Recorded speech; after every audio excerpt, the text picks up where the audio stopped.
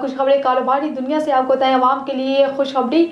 Petroleum मसनूआत की कीमतों में बड़ी कमी का ऐलान। वफाकी हुकूमत ने पेट्रोल की कीमत में 10 रुपये लीटर कमी का ऐलान कर दिया है। इसके अलावा हाई स्पीड डीजल की कीमत में 13 रुपये 6 पैसे, मिट्टी के तेल की कीमत में 11 रुपये 15 पैसे फी लीटर कमी की गई है।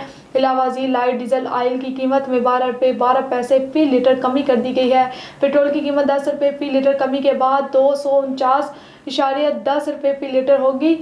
हाई स्पीड डीजल की कीमत 13 रुपये 6 पैसे कमी के बाद 249.69 रुपये फी लीटर मुकर्रर की गई है। और वज़ीर ख़जाना का सऊदीया से उधार तेल की डील जल्द फाइनल करने का दावा।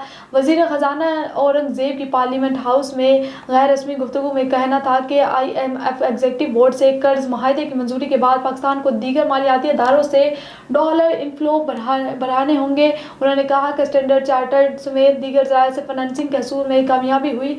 सऊदी अरब से मौखर अदायगियों पर उधार तेल की सहूलत की डील जल्द फाइनल हो जाएगी।